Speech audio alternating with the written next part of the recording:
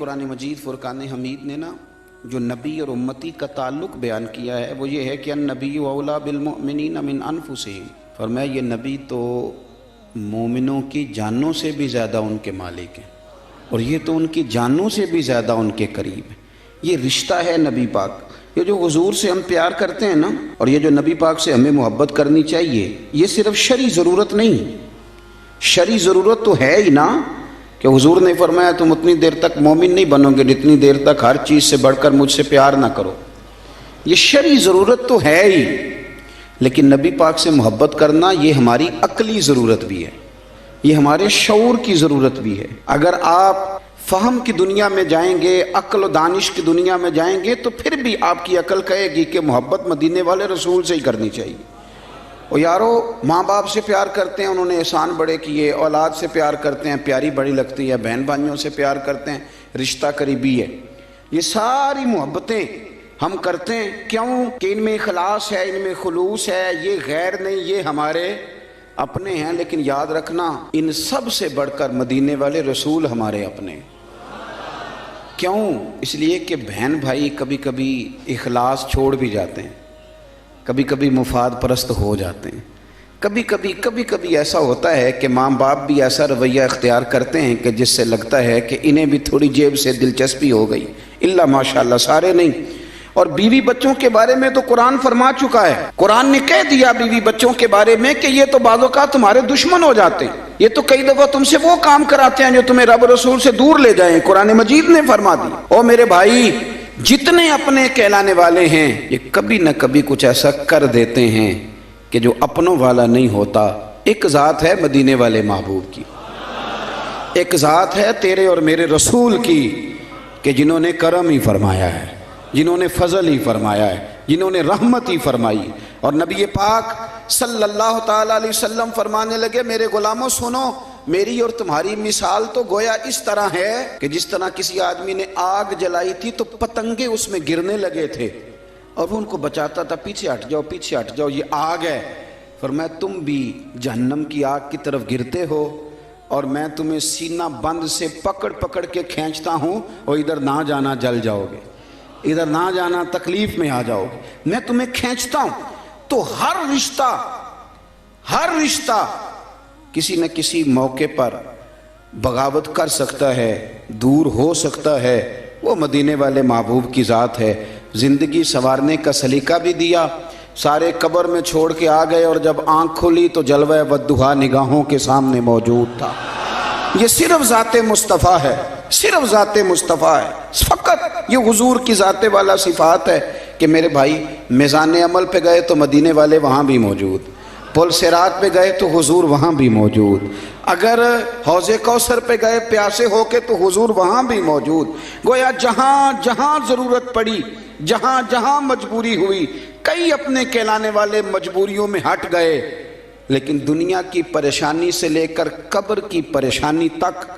اور قبر کی آزمائش سے لے کر جہنم کی پریشانی تک جو ہستی ہمارے ساتھ ساتھ رہے گی وہ ہمارے آقا و مولا مدینے والے محبوب صلی اللہ علیہ وسلم کی ہے۔ اس لیے عقل کا بھی تقاضا ہے کہ جنہوں نے کہیں ساتھ نہیں چھوڑنا ان سے پیار کیا جائے، ہر جگہ جنہوں نے ساتھ رہنا ہے، جنہوں نے محبت کو نبھانا ہے، ان کا کبھی بھی دامن کرم نہ چھوڑا جائے۔ کچھ چیزیں ایسی ہوتی ہیں کہ جو آپ کی طبیعت کہتی ہے کہ یار اس بندے نے بہت عمدہ کہا۔ مظفر وارسی نے کچھ باتیں کی تھی بڑی خوبصورت، وہ کہتے ہیں کہ سیاہیاں مجھ میں داغ مجھ میں اور جلیں اسی کے چراغ مجھ میں،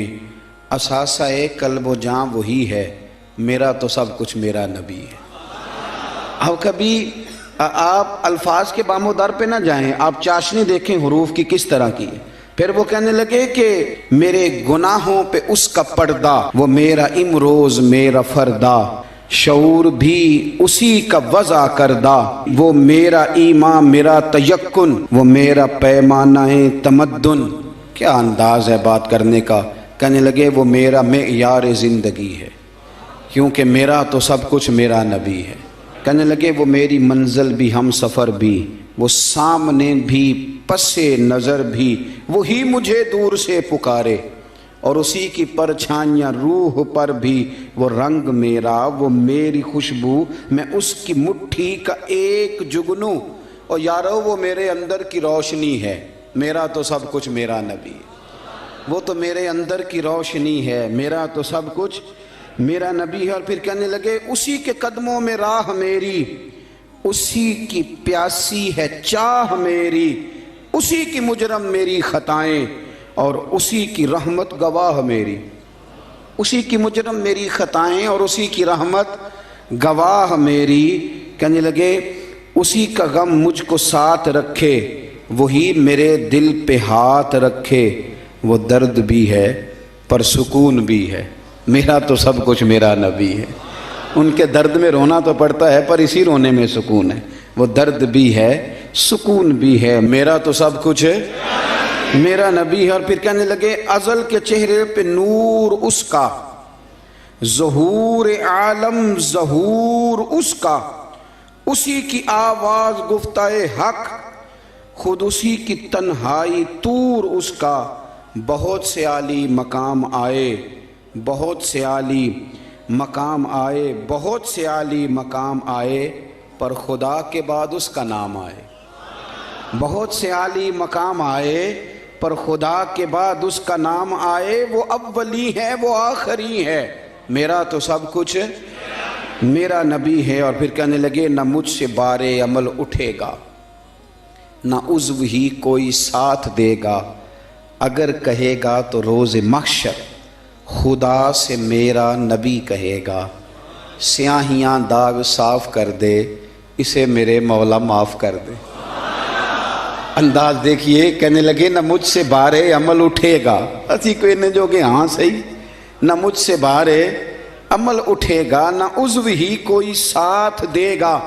اگر کہے گا تو روز محشر خدا سے میرا نبی کہے گا، سیاہیاں داغ صاف کر دے، اسے میرے مولا معاف کر دے۔ کیونکہ یہ میرا عاشق ہے وارسی ہے، تھوڑا سا مظفر وارسی سے معذرت کے ساتھ، یہ میرا عاشق ہے قادری ہے، میرا تو سب